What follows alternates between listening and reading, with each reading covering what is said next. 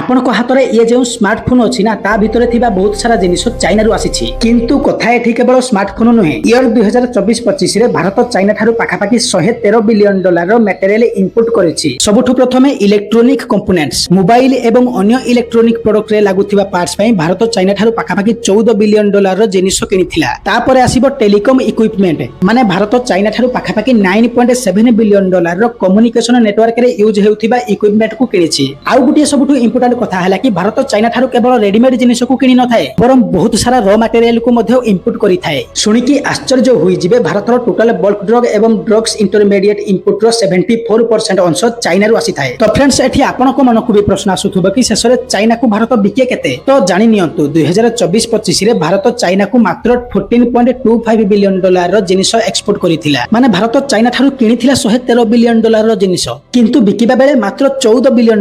ତ ଏଥିରୁ ଆପଣ ଜାଣିପାରୁଥିବେ କି ଭାରତ ଚାଇନାକୁ ଏବେ ବି କେତେ ଡିପେଣ୍ଡ କରୁଛି।